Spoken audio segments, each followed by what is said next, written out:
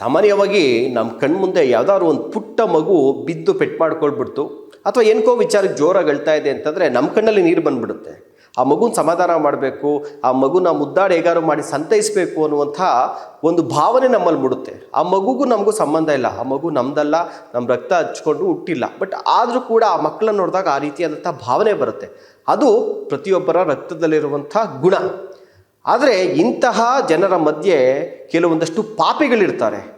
ಆ ಪಾಪಿಗಳಿಗೆ ಯಾವ ರೀತಿಯಾದಂಥ ಶಿಕ್ಷೆ ಕೊಡಬೇಕು ಅಂತಂದರೆ ಪೊಲೀಸರಿಗೆ ಆಲ್ರೆಡಿ ಆತನ ಕಾಲಿಗೆ ಗುಂಡೇಟ್ ಹಾಕಿದ್ದಾರೆ. ಬಟ್ ಆತ ಮಾಡಿರುವಂಥ ಕೃತ್ಯದ ವಿಡಿಯೋವನ್ನು ನಿಮ್ಗೆ ತೋರಿಸಿದ್ರೆ ಆ ಮಗುವಿಗೆ ಯಾವ ರೀತಿಯಾಗಿ ಇವನು ಆ ಮಗುವನ್ನ ಯಾವ ರೀತಿ ಕ್ರೂರತೆಯಿಂದ ಸಾಯಿಸಿದ್ನಲ್ಲ, ಅದಕ್ಕಿಂತ ಬರ್ಬರವಾಗಿ ಈತನಿಗೆ ಏನಾದ್ರು ಮಾಡಬೇಕು ಅನ್ನುವಂಥ ಕೋಪ ಆಕ್ರೋಶ ಖಂಡಿತ ಬರುತ್ತೆ.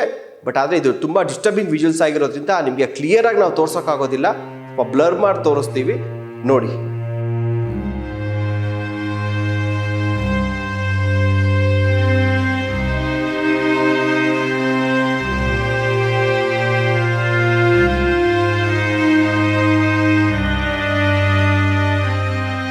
ಈ ಫುಟೇಜಲ್ಲಿ ನಾನು ಹೇಳ್ದಾಗೆ ಸ್ವಲ್ಪ ಬ್ಲರ್ ಮಾಡಿದ್ದೀವಿ.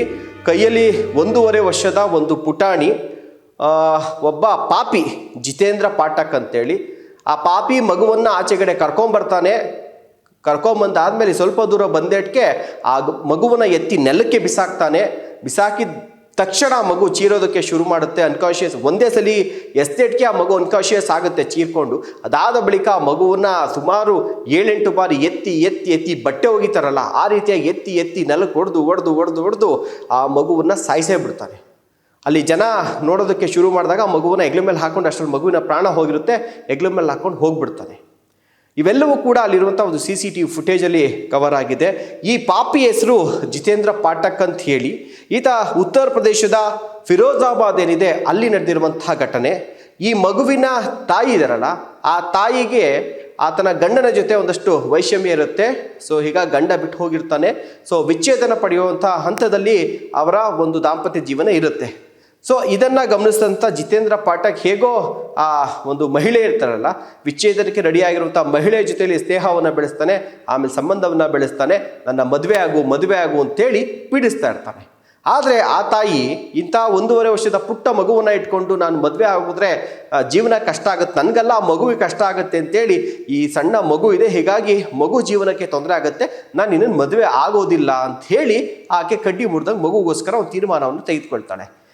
ಆದರೆ ಈ ಜಿತೇಂದ್ರ ಪಾಠಕ್ ಇದನ್ನೆಲ್ಲ ಈತನಿಗೆ ಮಾತ್ರ ಹೇಗಾದ್ರು ಮಾಡೋಳ ಮದುವೆ ಆಗಲೇಬೇಕು, ನಾನು ಸಂಸಾರ ಮಾಡಬೇಕು ಅವಳ ಜೊತೆ ಅಂತ ಹೇಳಿ ಜೊತೆಲೇ ಇದ್ದಂಥ ಆತ ಮನೆಗೆ ಬಂದು ಹೋಗೋದು ಮಾಡ್ತಾ ಇರ್ತಾನೆ.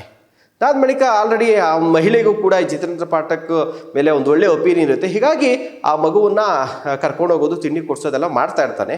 ಸೊ ಒಂದು ದಿವಸ ಆ ಮಗುವನ್ನು ಕರ್ಕೊಂಬರ್ತಾರೆ, ತಿಂಡಿ ಕೊಡಿಸ್ತೀನಿ ಅಂತೇಳಿ ಕರ್ಕೊಂಬಂದು ಆ ಮನೆಯಿಂದ ಸ್ವಲ್ಪ ದೂರದಲ್ಲೇ ಈ ರೀತಿಯಾಗಿ ಆ ಮಗುವಿನ ಸಾಯಿಸಿಟ್ರೆ ನನ್ನ ಮದುವೆ ಆಗೋದಕ್ಕೆ ಅನುಕೂಲ ಆಗುತ್ತೆ, ಈ ಮಗು ಅಡ್ಡಿ ಬರುತ್ತೆಲ್ಲ ಅಂತೇಳಿ ಈ ರೀತಿಯಾಗಿ ಮೃಗೀಯ ರೀತಿಯಲ್ಲಿ ಆ ಮಗುವಿನ ಪ್ರಾಣ ಪಕ್ಷಿಯನ್ನು ಕಸ್ತಿದ್ದಾನೆ.